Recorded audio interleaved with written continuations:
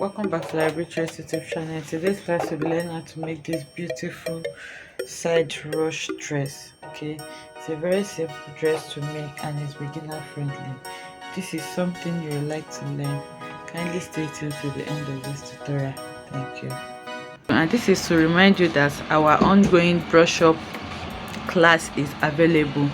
Okay, so if you are having difficulties with making trendy styles or making neatly finished dresses, or you just want to attract high paying clients, this class is definitely for you because it's loaded with so many sewing techniques and you're going to be learning how to upgrade your sewing skills and then improve your confidence. This is what you need. This class is definitely for you. The details of the class will be posted in the description box down below, so if you're interested in the class, let us know by sending us a WhatsApp message or you make a call to the number in the description. Thank you. So for this tutorial, I'll be working with this crepe fabric. It's a 2-yard crepe fabric. Actually, we are going to be folding this in a bias form. You need more than 2 yards, but this is a requested tutorial and I'm working with what I have presently. So this crepe is 2 yards and I'll just be folding it in a regular form, but I'm still going to explain to us if we want to fold it in a bias form. Folding it in bias form or a circle flare will make it really full for you, but you can also use this method and it's also going to come out really nice. So now I have my fabric now folded into 4. It's a 2-yard, a total of 2 yards, and I folded it into 4 because I'm going to be cutting my front and back together.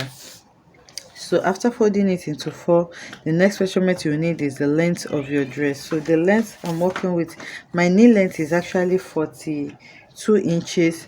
So I increased this by 3 inches because I want this dress to be a bit below my knee because of the ruche effect that will be adding to this.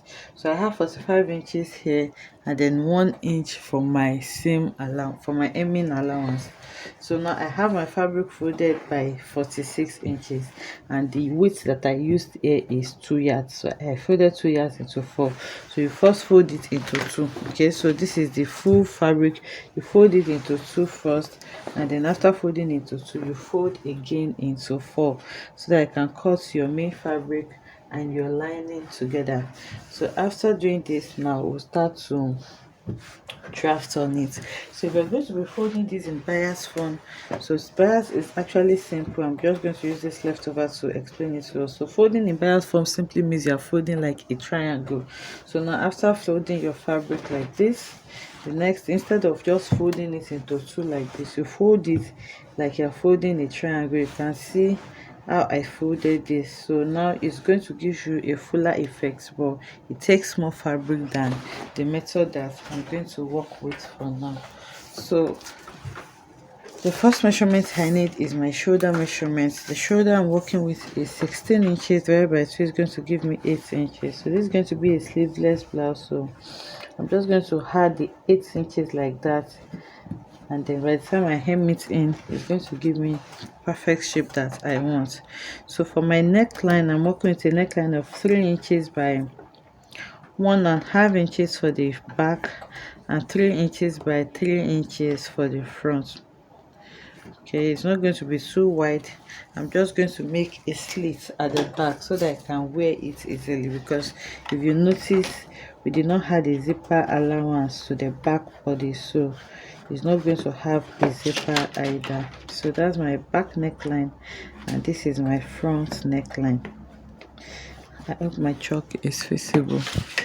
So the next thing now is to connect from my neck point to my shoulder slope. So for my shoulder slope, on my starting point, I'll go down by 1 inch on that place where I marked my shoulder length, and then I'll connect it like this.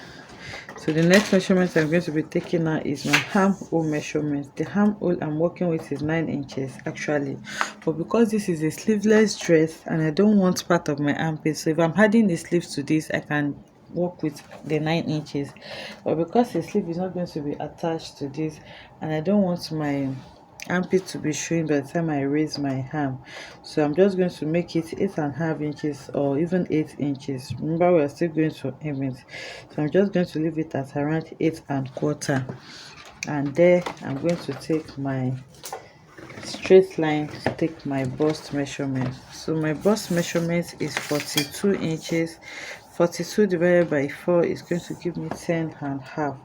So here I'm going to measure 10 and half, but it's going to be a free dress, so I just had half an inch for ease, and that's going to make it 11 inches. And then I'm going to add another 1 inch for my seam allowance. So from there now I'm just going to make my armhole curve using this curved ruler that I have. So this is more or less like a freehand drafting. Okay, so I have my armhole curve there. So if you want it shaped a little bit, you will need your waist measurement. So the the half length I'm working with here is around 15 inches. Okay, so that's just going to be around on my under bust area, and then I'm going to make it into a straight line. So here now I'll take my round waist measurement. The round waist I'm working with is 34 inches. 34 inches divided by 2 is going to give me 8.5. So again I'm going to be adding a ease of around 1 inch to it, so that's going to give me around 9.5 inches. And then I'm going to mark it and add my seam allowance. So now from my waist, from my bust, okay, from my chest line to my waist, I'm going to connect this like this, and then from there I'm just going to connect it to my hem. Okay, so I did this small shaping here because I don't want it too big on the upper part. So if you don't mind, you can just connect directly from your armhole area here. You can just connect directly to your hem if that is what you want, but I just want it a bit shaped, so that's why I'm connecting. That's why I made my waist marking there, and then from there I'm going to connect it to my hem using my ruler. So after this now I'm going to cut this out, and then I'll take it to my sewing machine to join it together. So it's a very simple dress, actually. It doesn't require too much and it's beginner friendly. Okay, so I've gone ahead to cut this now. This is the upper part and this is what the lower part is. Like I said, I'm just working with a 2 yards fabric. Okay, even if you're working with this method, you should use a fabric as much as 2.5 or 3 yards, so that you have enough fabric to just connect to the hem like that. This is going to be a bit small, but that is what I have to work with. So if you're working with this, you should use a fabric of around 3 yards, and also if you are cutting it on bias, you may need up to 4 yards. So now that I have this, I'll just take this to the I'll remove the back. Okay, I've cut my front back neckline, so I'll just remove the back. On the back area here, I'm going to open it up by around 4 inches so that the head can go through it easily. So here I'm taking it together, and then I'm opening it at the center back, so you can see what I have here. Okay, it's going to make it easier to wear. So now the next thing is for me to cut out my front neckline, and then after this you take it to the sewing machine to sew. So I'm taking it together, and then I'm going to chop this off.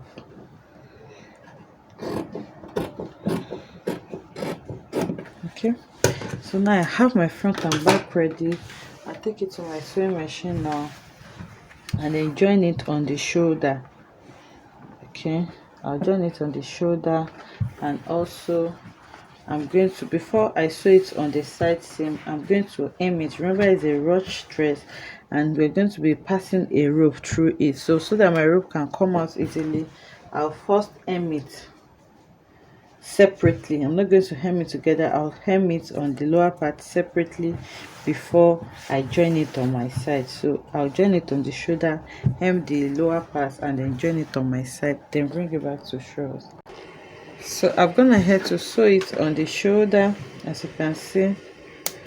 Okay, so these are my two shoulders joined together. On the side seam I also joined it And like I said on the hem, I hemmed it separately. You can see I just folded it and sew before I sew it down, and that's because I'm going to be adding a rush effect on the hemline. So now for my rush, now that depends on how high. Remember, I increased my length. The actual short length that I work with is 42 inches, and then I increased it by 3 inches. So depends on how high you want it to be, but around 15 inches is fine. 15 to 16 inches is fine for me. So I'm going to take my tape there, and then I'm going to measure 15 inches. So on that 15 inches mark, I'm just going to note it down here, and then also here I'm going to measure 15 inches and note it from the hem. You can do more, you can do less, depending on how full you want your rush to be. So after noting my 15 inches, I'll take it back to my sewing machine now, and then I'm going to open this stitch like this. So after opening my stitch now, I'm going to sew it from this place. I'll sew it from the 15 inches all the way down. So what I'm doing now is creating channels for my rope. So I'll sew it from here down, and then also from here down. So my fabric is actually very good. You can see it's not fraying, but if you're working with a fabric that's removing thread, you need to serge it so that it's going to be neat on the inside. So I'll go and do this for both sides now, and then I'll bring it back to show us what we have. Okay, so I've gone ahead to sew it down, and then I stopped at the 15 inches mark there. So now you can see that I have my casing now. So the next thing is for you to make 4 ropes, because you're going to be passing them independently, and using your safety pin, you pass the rope upwards. Okay, so you use your safety pin to pass it, and you drag it up. So once you get here, you bring it out, and then you lock it. Okay, so I've gone ahead to pass my ropes now, and then you can see from this edge you just bring it out. So I'm going to drag it to the tip. So this is the rope, and then I'll tuck it inside now and take it to my sewing machine and sew it down here so that I can hold it for me. So the same thing applies to this side. I'm going to drag it to the appropriate size, tuck it in, and sew it down. So I'll do the same thing for the other side. So I've gone ahead to lock this now, and this is what I have. So now the rope is secured. You can drag it as much as you want. So I'm just going to drag this a bit now to see us the effect, to show us the effect this is going to give to the dress. Okay, so I've dragged it on one side. I'm going to drag it on the other side, and then on the neckline I'm going to be finishing it with a bias. You can also cut a facing for this, but like I said, I don't have enough fabric, so I'm just going to be taping it with a bias, likewise on the armhole area. So now for the neckline, I'm going to be decorating it with button. So I have this button. You can also use a cover button like we have on the top now, but I have this fancy button. I'm just going to be arranging it on the neckline just to beautify it. So this part is actually optional. So I'm going to be adding around 12 buttons to this to beautify it. Then my dress is ready. So now I'll take it to the mannequin so that we can see what this looks like. So this is the front, this is the chest area where I'm going to be adding the buttons to, and this is the lower part that has this rush effect. So I'm going to cut it in a bias form or flare form. It's going to be fuller than this. Okay, so this is what our dress is looking like now. This is a rush effect on the lower side. So like I said, if you want this fuller than this, if you want it to be really full, you use a fabric of 3 to 4 yards so that I can have something really full. But this is what 2 yards gave me, and I like what I have. I hope you enjoyed making this tutorial with me. If you enjoyed it, let us know in the comment section. Like, comment, and subscribe to our channel, and I will see you in the next one.